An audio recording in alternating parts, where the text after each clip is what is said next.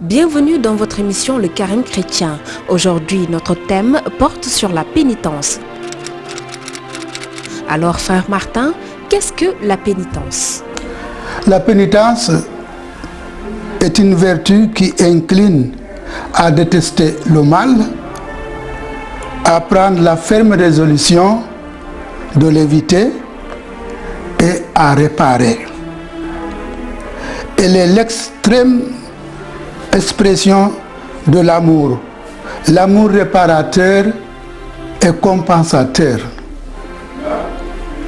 Dans les Saintes Écritures, l'Ancien et le Nouveau Testament,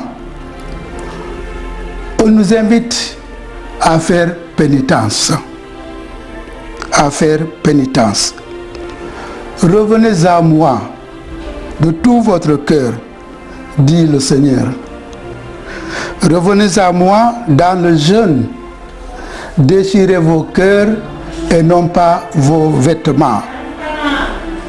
Revenez au Seigneur votre Dieu, car il est tendre et miséricordieux, lent à la colère et plein d'amour. Lisons-nous en Joël, chapitre 2, verset 12. Le prophète Jean-Baptiste, précurseur du Christ, lui-même ouvre sa prédication par les mots que voici. Repentez-vous, car le royaume des cieux est tout proche. Repentez-vous, le royaume des cieux est tout proche.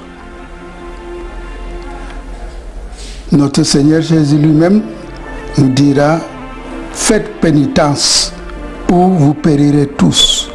Convertissez-vous, car le royaume de Dieu est déjà là. Christ, royaume de Dieu. En Luc, chapitre 5, verset 23, il dira, je ne suis pas venu appeler les justes, mais les pécheurs au repentir. Je ne suis pas venu appeler les justes, mais les pécheurs au repentir. Si vous nous faites pénitence, vous périrez tous. Lisons-nous aussi en Luc, chapitre 13, verset 5. Jésus ne se contente pas de parler et de dire faites pénitence. Il a offert au Père pour nous une satisfaction parfaite par la passion. Mais par respect pour notre dignité, il veut que nous coopérions à notre conversion. Non seulement à notre conversion, mais à la réparation des fautes que nous commettons. Convertissez-vous et croyez à la bonne nouvelle. Combien de formes de pénitence il y a-t-il? Il y a multiples formes de pénitence dans la vie chrétienne. Mais l'Écriture et les pères de l'Église insistent surtout sur 3 formes, à savoir le jeûne, la prière et l'aumône. Le jeûne, la prière et l'aumône. Nous voyons que ces 2 formes, ces 3 formes, expriment la conversion par rapport à soi-même. Le jeûne, la conversion par rapport à Dieu, la prière, la conversion par rapport aux autres, l'aumône. Quelle est l'utilité de la pénitence? À côté du baptême et du martyre qui opère une purification radicale, nous pouvons citer comme moyen d'obtenir le pardon de nos fautes. Nous pouvons citer comme moyen les efforts accomplis. Nous pouvons citer la réconciliation avec les autres. Nous pouvons citer le souci de la conversion du prochain. Oui, la conversion se réalise dans la vie quotidienne par des gestes de réconciliation, par le souci du pauvre, mais aussi par l'aveu des fautes commises. L'aveu des fautes commises que nous appelons la confession. En somme, la conversion apporte à la fois le pardon de Dieu et la réconciliation avec la communauté. Cela, la confession l'exprime dans le sacrement de réconciliation. Faut-il encore se confesser? La confession est la célébration de la réconciliation avec Dieu. Je le répète, la confession est la célébration de la réconciliation avec Dieu. Nous devons donc continuer à le faire. La conversion est toujours nécessaire.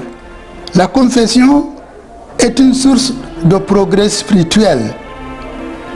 D'ailleurs, la réforme de ce sacrement qu'on appelait la confession, la réforme de ce sacrement insiste davantage sur l'aspect de réconciliation, Faut-il encore se confesser? Je dirais, faut-il encore se réconcilier avec Dieu? Faut-il encore se réconcilier avec les prochains? À chacun de répondre à cette question. Moi, je dis oui. Et 1000 fois oui. La pénitence n'est pas un sacrement de tristesse, n'est pas un sacrement triste, mais une fête de la réconciliation, réconciliation joyeuse mais grave.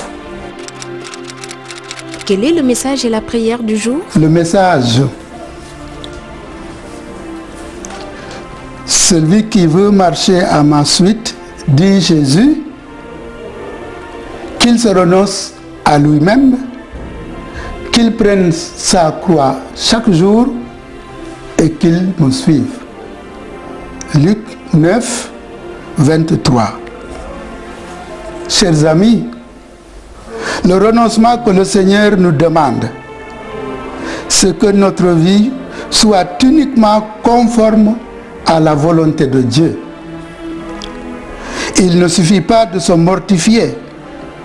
Il ne suffit pas de mortifier son cœur sans vouloir vaincre sa volonté.